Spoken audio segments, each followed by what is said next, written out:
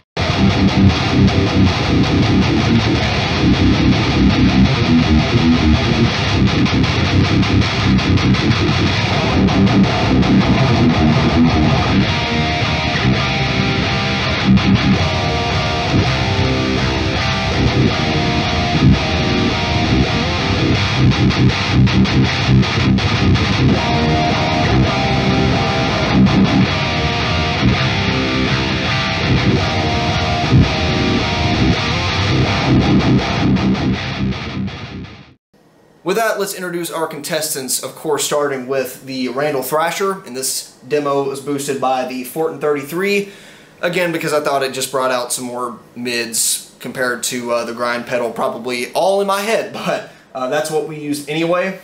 Using these exact settings you can see here, the tone stack frequency shift was in the middle. I felt like that was more of a baseline.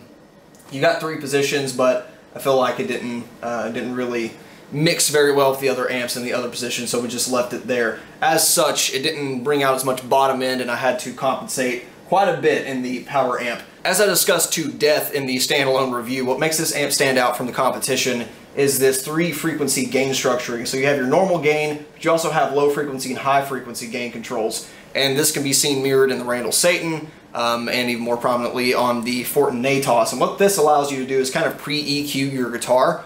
So your gain is, kind of does the normal gain thing, but the high frequency gain, you turn that up, low frequency, turn it down, and you get a more metallic crunch, which is what these grind and 33 pedals really do, but it gives you a little bit more fine tuning even if you are boosting the amp. Unlike the other aforementioned Fortin designs though, I feel like this amp doesn't really have enough gain or enough high frequency control to really push it over the edge where I like in my high gain territory. So I think a boost is an absolute must on this amp, which does take away a little bit of its value to me. Also, the tone stack and the frequency shifts is kind of cool, but it's always this really fine balance you have to achieve, and I never feel like I get it to sit exactly where I want it.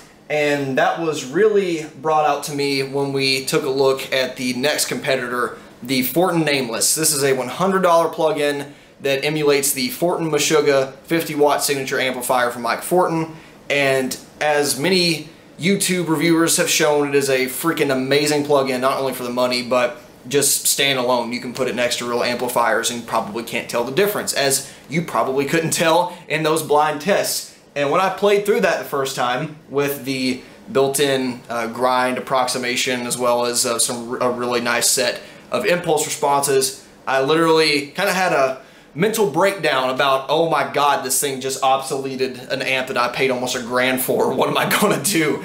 And that was really what spearhorned this shootout. I thought about, let's do a Thrasher versus the World at some point, but this one was like, okay, let's see if one of Fortin's digital creations, or at least something he had a hand in, can compete against a mass-produced approximation of some of his other handmade amplifiers. The Nameless features several similar controls to the Thrasher. For instance, the low frequency and high frequency gain are all combined in this gain 2 knob, which kind of does both depending on which direction you're going, kind of acts as another one of those pre-EQ type deals. The tone stack behaves very similarly. Consider they're both more or less based off of a Marshall tone stack. You get some different power amp sound and saturation because it is only a 50-watt emulation with EL34 power amp tubes, and you have 6L6s in this one. Of course, who knows how different the power amps are. You got a much better transformer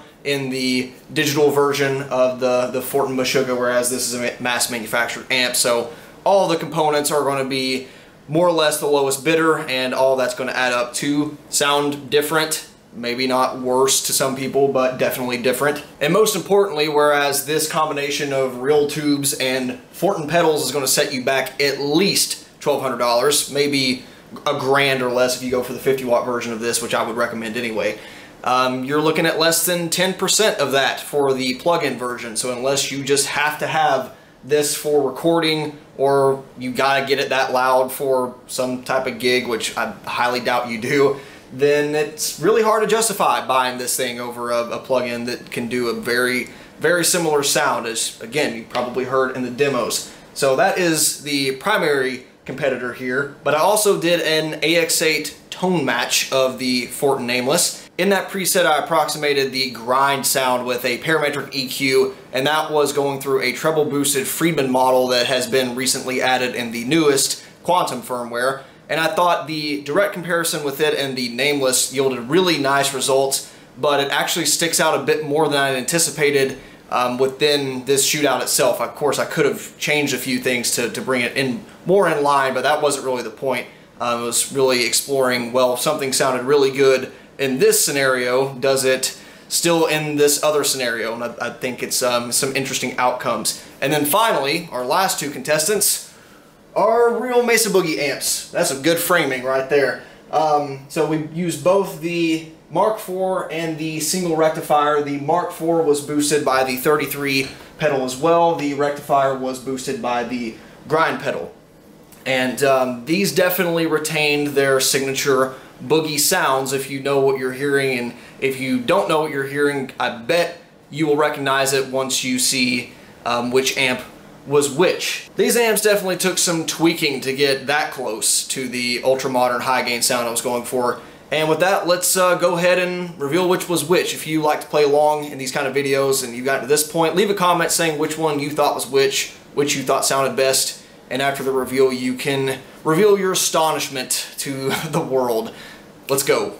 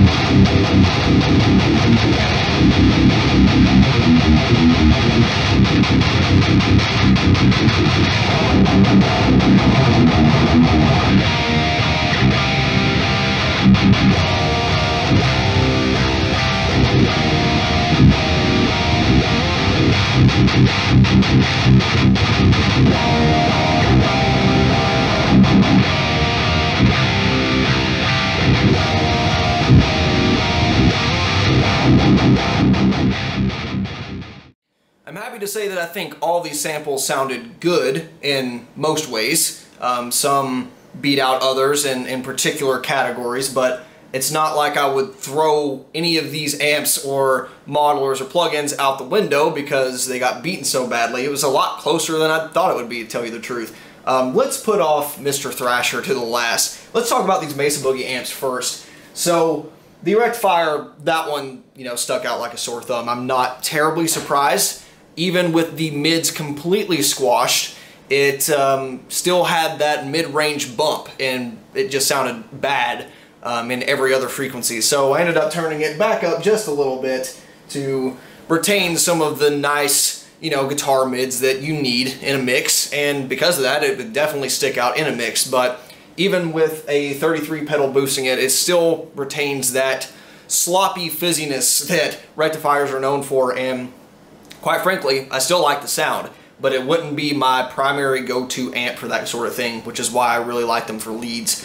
But it would definitely be an amp that I would consider blending or quad tracking with, because it does retain that rectifier tone that I like. And I'm still a sucker for that legendary high-end fizzle that makes rectifiers stick out in a mix so well, and I just really dig the sound. It's not first place on my list in this competition, and it'd probably be the last amp I'd go for as far as my primary tone, but it's certainly not a loser either, and would definitely be one I'd consider using at least in a secondary role. Let's talk about the Mark IV though. This thing was surprising.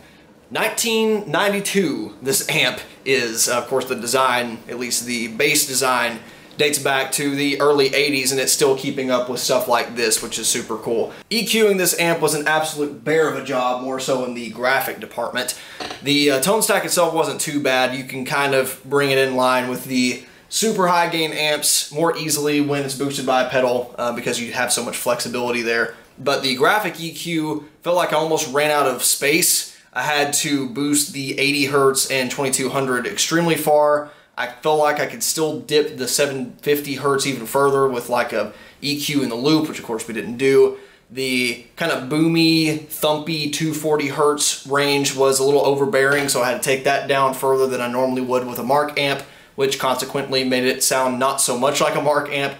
And overall, I feel like this could have dealt with either some different impulse responses or EQ in the loop or EQ after to make it sound more how I want it to, at least in my head. But still a great showing for an amp design that is that old, and which is why, you know, Mark V's are still extremely well selling amps, and I hope to see even more iterations on the Mark series. For our digital opponents, the AX8 sounded surprisingly thin and tinny in this particular shootout compared to shootouts past, as well as compared to the real amplifiers.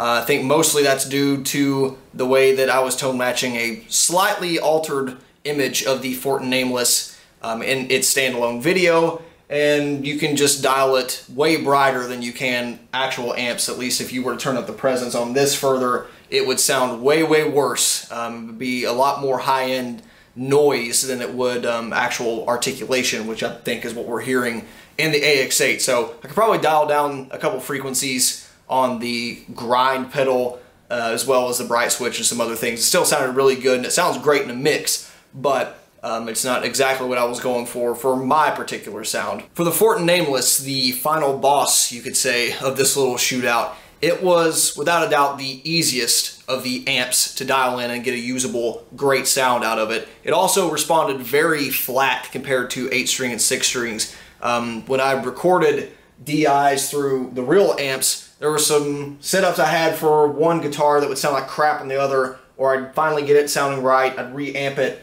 with the other, say I did an 8-string, it sounded good, and I went for the 6-string DIs and it just sounded weird and nasally, or just, I don't know, lacked gain.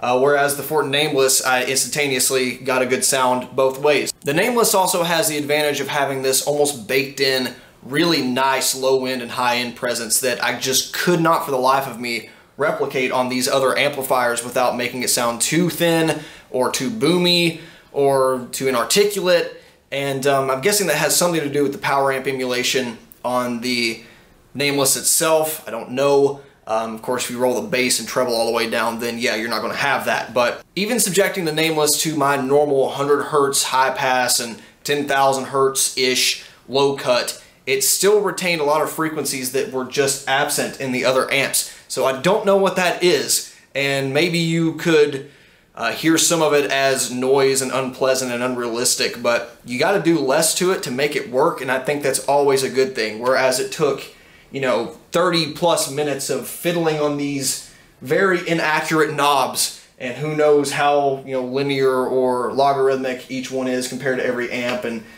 it's not like on an AX8 or a Helix where you can say I want 5.1 instead of 5.2. You just don't have that resolution here. So it was definitely a more frustrating experience to get the real amps to sit in the mix, so to speak, even though this isn't a mix, but just have those type of frequencies available and not be overbearing. With that said, I do feel there are some frequencies that are missing on the Nameless, especially compared to the Mesa Boogie amps, which have a very signature sound, and of course that gives the Nameless a very signature sound of a overdriven balls to the walls Marshall, that make it that much harder to replicate. And if that's what you're going for, cool. But if you want to bring that out a little more, you're going to have to use some post EQ, which again we didn't do here. And that brings us to the Randall Thrasher. I think it passed. I think it did a very, very good job. It is not a poor man's Meshuggah signature by any stretch of the imagination. It took a lot of work to get it to sound the way it does, and it doesn't sound like the Nameless. It's close. It definitely has that Fortin spice in it, but between the differences in the entire amp design and really this frequency shift, I feel being the main culprit. I think if it had the sweep feature that the Satan does, I feel like you could get really, really close there, but I feel like it didn't have enough bottom end in this particular switch position. But if you went any other way, it was too mid-heavy, or sounded too classic, or too lower, much in the lower mid. So I chose the middle position because it was closest. And for a standalone amp sound, I would choose this over either the Mark IV or the rectifier for extended range material. However, I think I would prefer to blend other amps to get those missing frequencies made up. For example, you could probably blend this Mark IV and this rectifier very, very nicely, and I know some bands do, like Cannibal Corpse did on a couple of their albums, to make up for those missing frequencies, being able to dial back on the fizziness or bring out some more of the mids and other amplifiers. But if I had to choose one, this one is definitely the go-to for extended range guitars for me, for real amplifiers. The Thrasher also retains all of those intangible benefits that are just not going to come across in this kind of shootout. It's a very inspiring amp for me to play, no matter what kind of material I am playing through it. There's something magical about hearing those real tubes through a speaker cabinet, and it does sound really, really good. And I would imagine that maybe, you know, spending $100, $120 on, you know, switching out a couple of the power tubes to blend either EL34s or KT88s could produce maybe sounds that are closer to what I have in my head. But as it is, it's a really good sounding amp.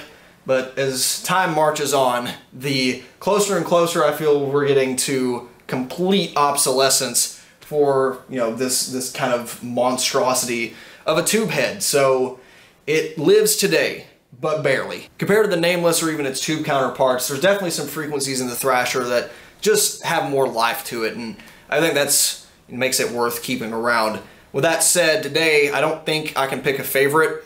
Usually I would say the tube amp hands down, with something like the AX8 coming in very, very close behind. Matter of fact, generally ahead in terms of value. But today everything was just so different. So close, but so different. And this always makes me laugh when some people think all amps sound the same. They absolutely do not. At the very least, they don't respond the same. Very subtle, don't get me wrong, but if you couldn't hear the difference between this and a Mark IV, I wish I had your ears. I'd be saving a lot of money.